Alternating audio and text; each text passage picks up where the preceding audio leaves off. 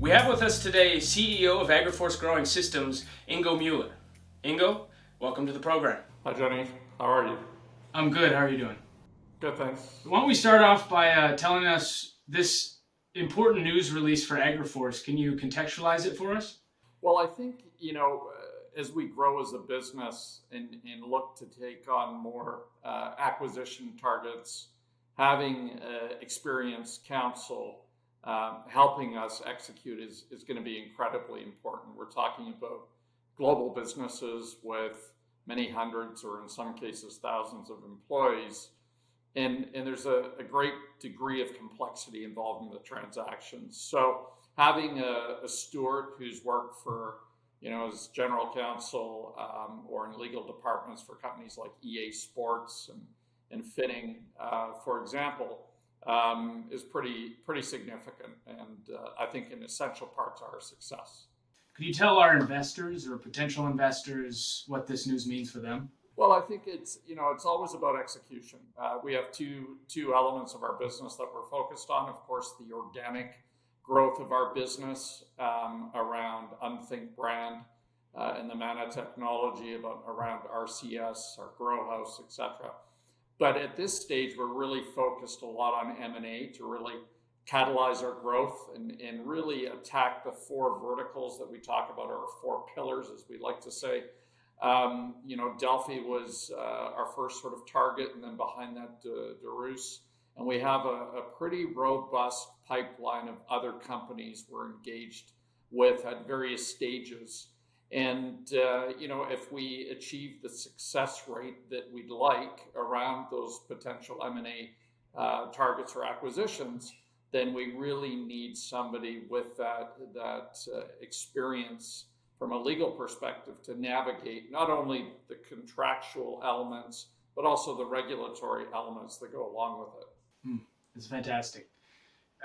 Now, can we zoom out a little bit, and can you just talk about your business as a whole and what you guys do? Well, we like to say, looking to transform farm, food, and family every day, everywhere.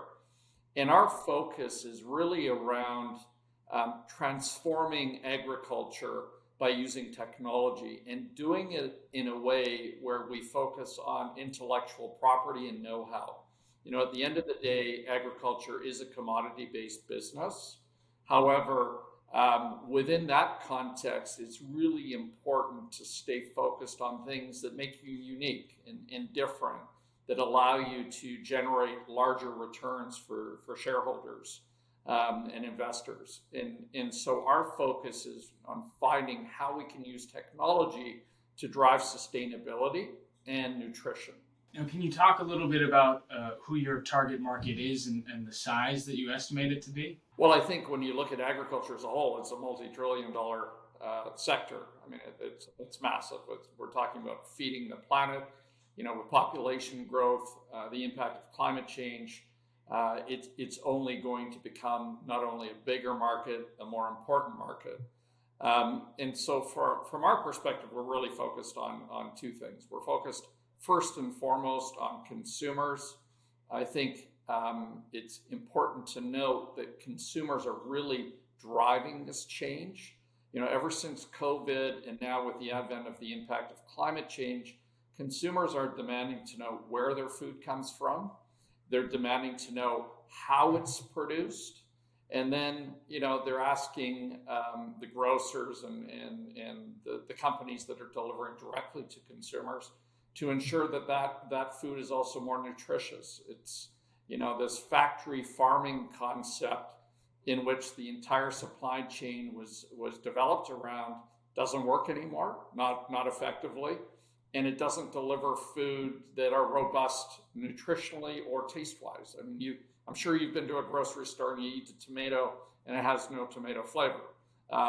It's a simple example, but there's many more. And so consumers want to change that. They want it close to them, they want it fresh, and they want it tasty.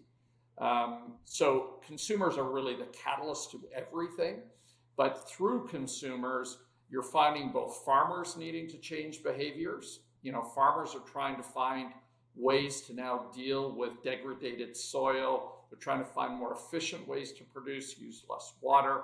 And then you have investors themselves, and these are large institutional investors who are recognizing that the whole system needs to be reimagined or improved. And so those are really the stakeholders that we're focused on. You know, who else is out there in the space, and what are they doing differently? What are you doing differently? Well, there's a lot of companies that serve various elements of ag, but there is no company that we're aware of that's really trying to bring together this holistic view of capturing value from seed to table across the entire ag spectrum. So even though we spend a lot of time focusing on CEA, controlled environment agriculture, because we believe that's going to have more and more importance in the future of farming, field farming is still critically important. How do we deal with the fact that a lot of places on the planet now are not getting the water they need, or too much water? There's salinity issues in a lot of countries now. There's obviously drought that's occurring. So field farming has to transform as well. So, at the root of all of this is knowledge. How do you take the knowledge that's acquired across all these different geographies and countries and allow you to sort of capture it and then deploy it in smarter, better ways? So that was one of the reasons we went after Delphi, which is really considered a global leader in agricultural consulting and across all sorts of areas of agriculture, from orchard farming through to open field farming in CEA. They really have that breadth of experience. You have offices in 12 different countries. They operate globally, and therefore have this data set and experience set that not really many people have. So we think that's key critical, and then using that to apply it, because at the end of the day, data is great, but if you don't know what to do with the data, it means nothing. So we have a lot of companies now who are capturing data and trying to sell it to farmers, but it's still the farmer needs to know what to do. And a lot of the farmers who are used to a certain type of environment, it's now changing. So that's the paradigm that we're addressing. And I don't think, or at least I'm not aware of a company that's looking at it that completely. Okay, could you talk a little bit about those challenges, and more specifically with your company, and what do you see in the next year to year and a half that's something you're going to have to overcome? Well, I think, for us, we have very aggressive growth plans, and, managing growth is always a challenge. It's a nice challenge, but when you're, in our case, looking at M&A and you're integrating different businesses, that can be challenging. But we look at it a little bit differently. And what I mean by that is we target companies that are successful in their own right, that have really strong management teams, have solid balance sheets, solid income statements, that are really already on a good path. We want to put them on a great path. So it's about complementing their teams, sharing in the resources that we have as a group, and really supercharging their business. So, but nonetheless, you still have to manage that. So that's the challenge. And of course, in order to do that, you need to access capital, and you need to do that really smartly. So we spend a lot of time thinking about who we target, how we target, and how do we do it in a way where we can create the most value for our shareholders. I hope so. Thank you, Ingo. Thank you, Johnny.